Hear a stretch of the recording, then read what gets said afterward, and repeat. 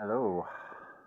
Um, Bit of an impromptu video this time from conversations in an Errants University. Um, Errants Universe messenger thread. Um, if you follow Archaics, then I would fully encourage you to join in with some of these discussions and things. It's all about communication. It's a key word if you look at historically. um, Certain merchants were the sort of communication method in the ancient world, as it were, and sharing is caring and all that. So let me paint you the scene, because I can only talk from a personal perspective. It's the topic of walk-ins, and related to that, chronic fatigue syndrome.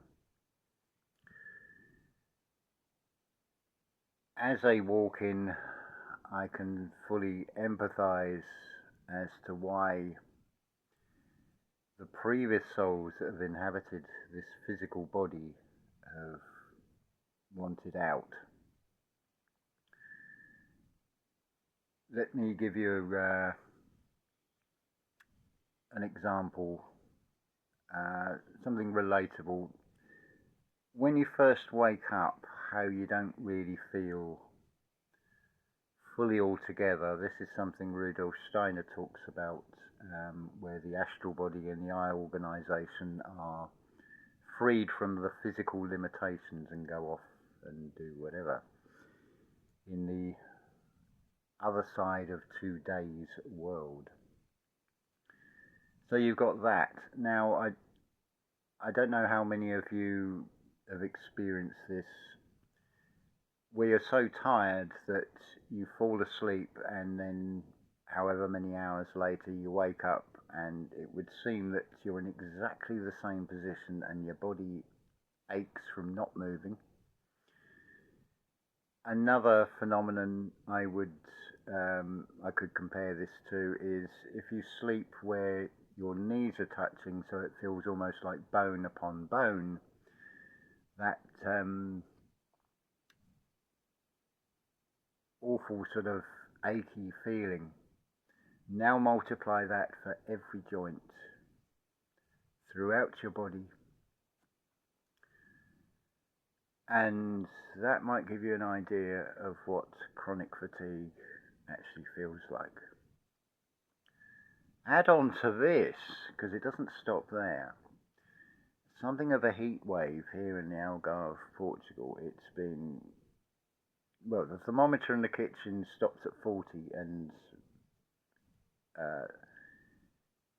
I get the weather reports for nearby Monchique, which is about an hour and a half walk away, and that was saying 29 or 30. So you can add at least another 30 degrees, but it's more sort of the high 30s or early 40s. So in the evening, it's a bit like an oven in this room. And on top of that, mosquitoes. And strong winds means the community sitting area plastic keeps moving about, so you've got all that noise as well. On the plus side, I laid down intending to go to sleep, couldn't sleep because it is so hot, and then I could still hear these wretched mosquitoes. So I got up, and it was about 2 o'clock in the morning, and I thought, well, I might as well watch the latest Archaics live show. Very well worth listening to if you haven't already done so. So there was a plus to that as much as anything else. But as well as the, shall we say, the normal tiredness from not much sleep, because I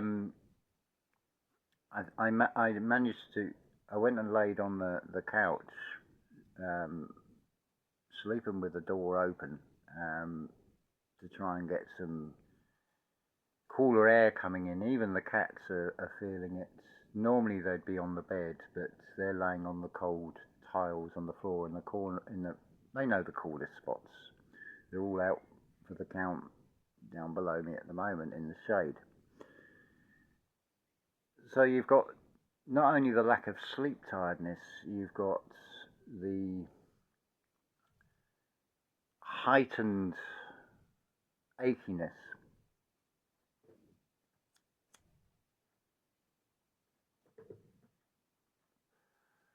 So every movement, every joint in the fingers, every joint in the body, all the muscles, everything is feeling like it's on fire. Not pleasant, but it is what it is. It's a suffering. It's something as a walk-in I accepted. So let's talk about walk-in souls. I'll come back to the chronic fatigue. I've got some what is called cellular memory of some of that.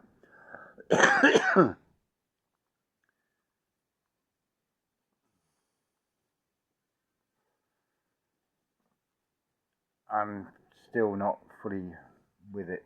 I managed to get the power nap, and then I don't know. It was about 9 o'clock this morning. I went and made a coffee, and then,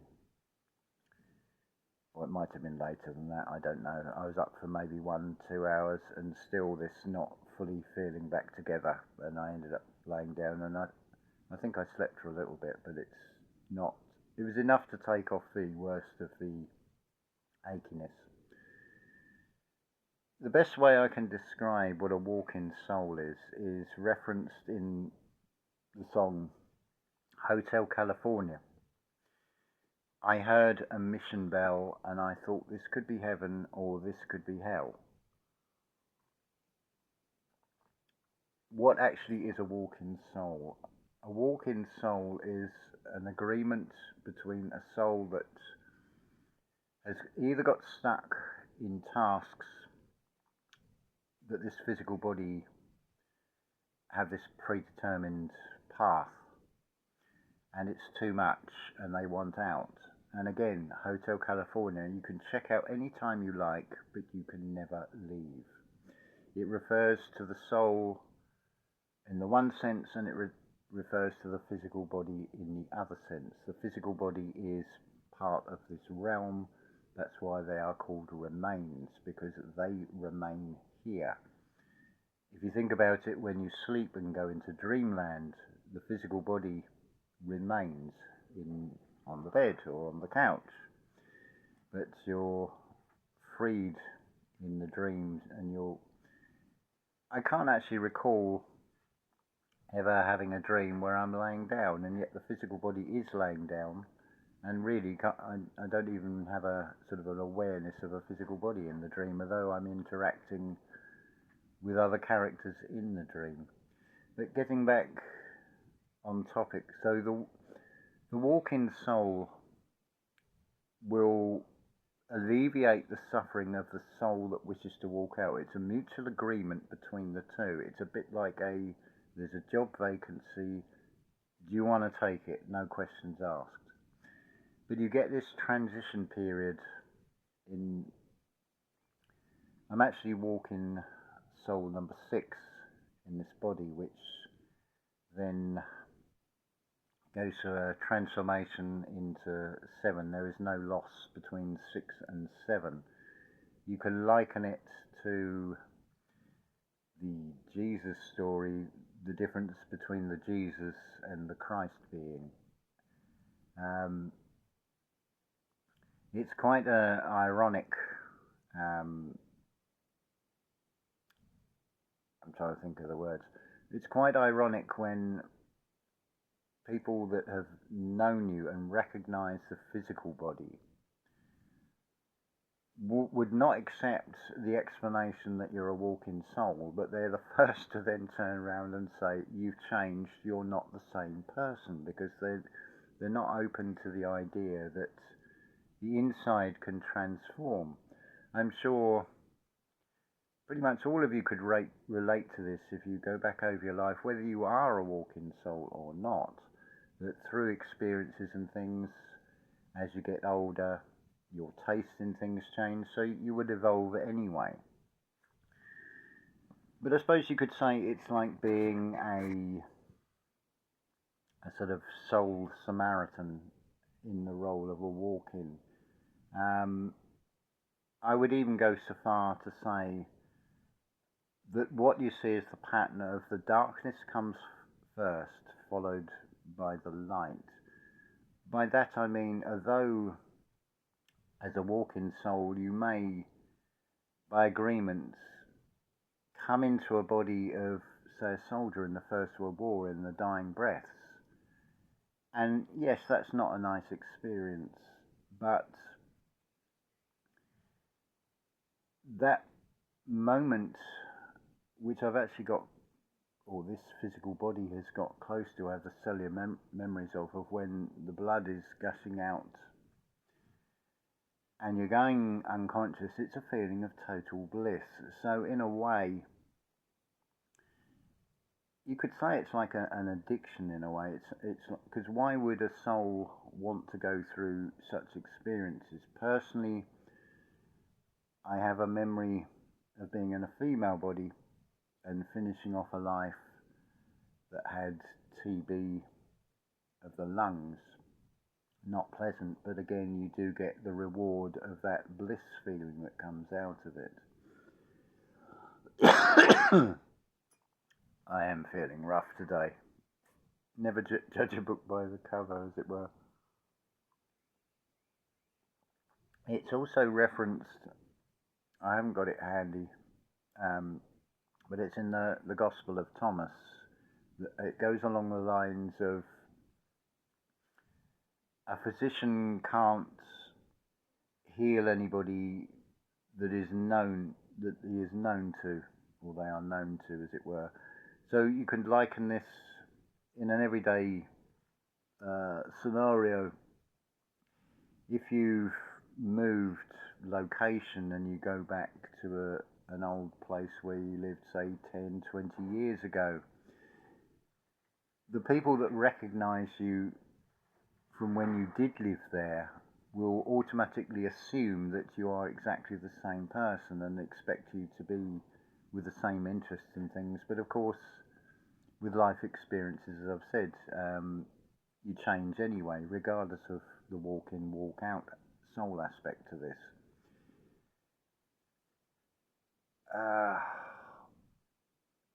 Yeah, so the chronic fatigue was brought about by medical incompetence, basically.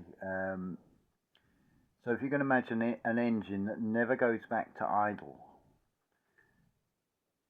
though here's an irony in this, chronic fatigue syndrome, or as it used to be called, ME, and I can't even remember what that stands for now. A lot of people would dismiss it and say you're being lazy. It's anything but. It's one of those things, if you've experienced it, you'll know what a battle it can be to try and overcome it. I'm not actually doing myself a favour in a way by even talking about this, because I'm sort of re-impressing upon myself, because I'm hearing it externally from what I'm saying, that I have chronic fatigue syndrome. But I'll risk that because I feel the sharing of the information is more important to help anybody else that's struggling and wondering why they're struggling anyway. So getting back to what I was saying, the medical mispractice, this body had health problems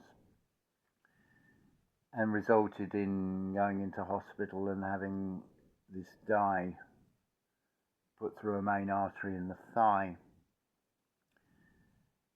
And it was within about maybe 3 months, I think it was, of suddenly not finding that the physical body couldn't do what it did before. It was getting tired, exhausted too quickly.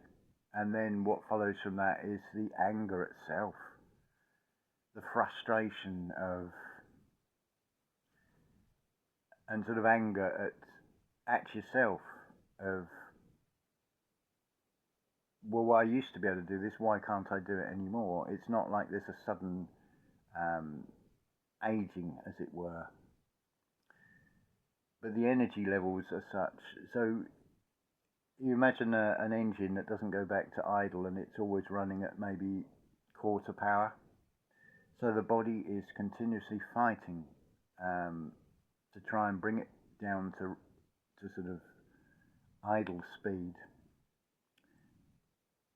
But it's continuously battling against itself, which obviously uses energy, so that's why there is this fatigue feeling. I would also liken it to those old 19th century deep sea divers suits, you know, the ones with the brass helmets, and you've got the little circle at the front and two at the sides, and you've got those heavy weights in the soles to keep you on the seabed. The body feels very much like that at times. It's not pleasant. Now add on this on a personal level, living out in this remote location, I'm an hour and a half walk all the way uphill in the heat to Monchique. So at the moment my financial situation hasn't changed. It's still quite critical, but as you can see, I'm really worried about that. Because even if I had the financial resources to go and get groceries and some things to keep this sheeting down, which the wind keeps sort of pulling up, I don't think I'd have the energy to even get there in this heat. So we'd have to wait to another day anyway. But are there any good parts to this? Yes, because if you find that you have this, something like chronic fatigue syndrome, it's a great lesson in, do you perceive the thing as an obstacle that you can't get round, or do you change your lifestyle to facilitate getting round these problems or these perceived problems? It just means adjustment of doing things and taking things at a slower pace, really feeling into the body of what can it do. I was thinking just before making this video, it was just over a year ago, and you can see this on videos, where I carried all these heavy rocks up the slope. Took days and days to do. And I don't know how I did it, because I certainly couldn't do it the way I'm feeling now. Even my hand, even now it's just achy feelings, quite painful in a way. I would imagine, because I don't have the experience of it, arthritis, rheumatism and things would seem to be very similar.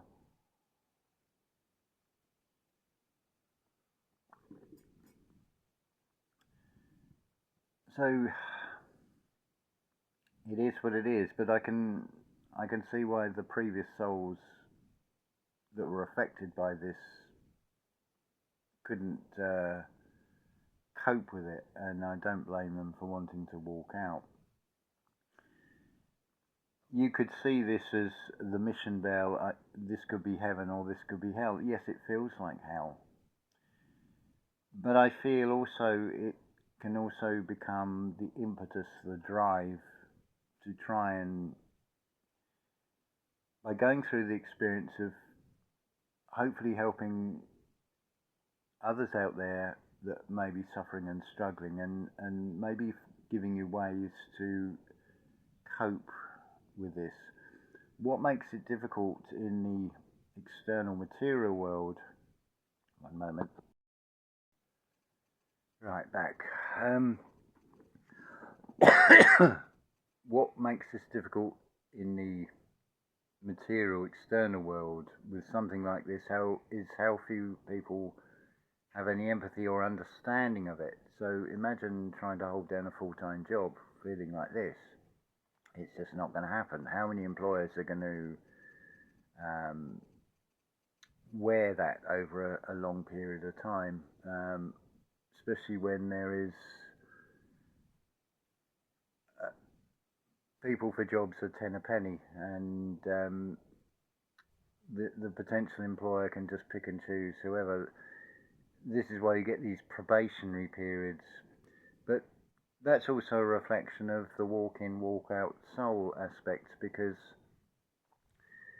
the walk-in soul will have, personally speaking, a month transition to ease into this physical body. You can think of it as like a driver getting into a different car and then having to familiarize itself with the controls, or in the case of a walk-in soul, familiarize itself with the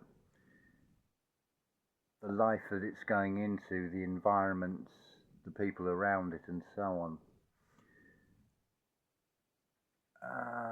Just trying to think. I'm sorry, my mind is not. I still don't feel fully back together, and this is after a second sort of 2 hours of not resting in the bed, shall we say. I was going to say conscious, but I certainly don't feel fully conscious at the moment. This is not meant to be a pity party video. I'm not asking for sympathy here. I'm just trying to give you an idea what this is like, how this can be a real challenge. In some ways, as a walk-in soul, it might be better in the linear time sense, to actually come in and take over a body that's dying on a battlefield, or from some terminal illness. It's actually a lot quicker, because I don't feel there. Well, maybe there could be an 8th or a 9th walk-in soul, I really don't know. But around that number 7 days of creation, so 6 becoming 7, the transition, as it were. It is the 7th day is a day of rest, because it's sort of imposed compared to what this physical body could have done and did do many years ago, shall we say. I do have a cellular memory of swimming 64 lengths every day in a swimming pool. So I couldn't do that now any more than I can ride a push bike up the hill, whereas at one time there is cellular memory of being able to do that. The details of the who, why, where and when are gone. It's just the emotions and the experience that is left within the physical body as part of the sort of basics. It's a bit like when you get a car and you get that sort of basic handbook that goes with the car, so hence there's no having to relearn the language. One of the biggest shocks that I have found and thought, what have I let myself in for, is modern cars. It's like, this is a shock. They've become almost like civil airline cockpits with all these LED lights everywhere and sensors and for parking and whatever, and it's like all these sounds and lights, LED lights, and add on to that if it's an all electric car. Oof. I have used Bolt and had the experience one time of an all electric car, and it's like after half an hour of sitting in it, it's like okay, I could ask the driver, could he take me the extra bit and give him extra money, or face an hour's walk with shopping. And with an all electric car, I'd rather do the hour's extra walk with the with heavy bags of shopping than sit any longer in that car.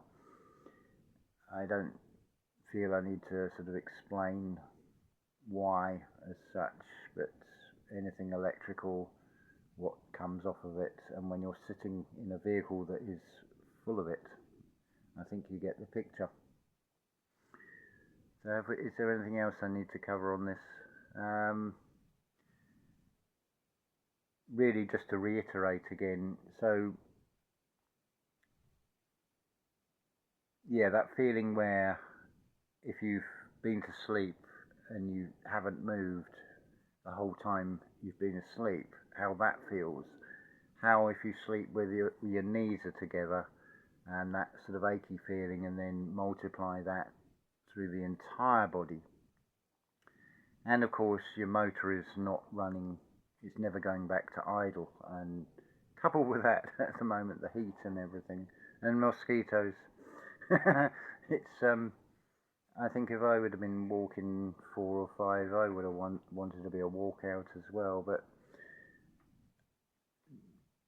this physical body is half Taurus, so there's a certain amount of stubbornness and a fighter energy about it, which is balanced with the Gemini energy of the 2 birth signs that comes into play with this. So I can't give you a one-size-fits-all blueprint with any of this, be it talking about walk-in and walk-out souls or chronic fatigue.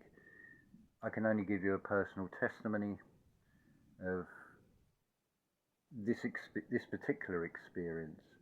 But I feel that this experience is a real impetus, because I suppose it's a good time to mention again about how I can help you with overcoming things by listening to what you say, of being able to look at it with a different perspective, and then help you find, as I've called it, those lost car keys that you can't find. That saying about it's always the last place you look, it's all an inside job. That is reflected in the external, and use the external, what it's showing, and then reflect upon it on what's going on inside of you, because if that is all a reflection, therefore it must all be going on inside you as well. They're just reflections, reminders of things. So I think that's pretty much covered this video topic for now. If you have any specific questions, or if you need any help in any way, there's the mentorship.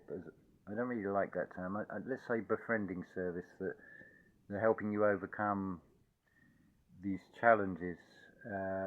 My personal experience is of anxiety, depression and panic attacks, which is all related to the chronic fatigue to some degree as well anyway. It's by donation only, and there would be a reciprocal exchange, because I really do need some help. I am in a tricky situation where even if I manage to get even part-time employment, it's the ability to get there. When you consider I've got to walk an hour and a half, whether I've got a push bike or not to use, I've still got an hour and a half journey to Monchique, where would be probably the best opportunity to find some sort of income. But that would be a challenge in itself, especially in this heat. So it comes back to use the resources you've got. Well, I've got a YouTube channel, I've got experiences. I feel some of you would say I have pretty much a unique perspective on things, whether it be song interpretations or life in general. So it would be a reciprocal exchange if I can help you. But like I said before, if you don't have the financial means, don't see that as a barrier. Still drop me a line in an email or a message, details in the description, and we'll go from there. I'm not here to make money beyond just for the basic things that I need, like food and tobacco. I say need because obviously the tobacco is an addiction. Um, Food is a fuel, and I have quite a limited diet, which I vary um, with the different combinations or the herbs and spices I add in, so it doesn't get boring anyway. And I feel it is better for the physical body to not have this great variety. There was such a thing as season. Oh, I can't even speak today. Seasonal vegetables, for example, but it's moved into a world of instant, want it now. So you can get things like broad beans all year round, or green beans all year round, and such like. Whereas at one time you'd only get them at certain times of the year, but they're now being transported vast distances. I mean, why are apples coming from New Zealand to the UK is one that just has sort of popped it back into my mind. Right, that's quite a long video, so I'm going to leave it there and hopefully hear from you, whether you need help or just want to say hi, or I do read all the comments, and I don't know how some of the bigger channels would cope with replying. That could almost become like a full-time job. So, as much as anything else, please don't write me an enormous essay, because I only have a phone screen to look at. So if you could make it more abbreviated bullet points, that also helps. But I will always give a thumbs up and a heart acknowledgement, regardless of what you say. I mean, if you think I'm absolutely crazy, then say so. It's just words. Because to me, that's saying you don't have either the empathy, or you've not had the experience of going through things like chronic fatigue syndrome.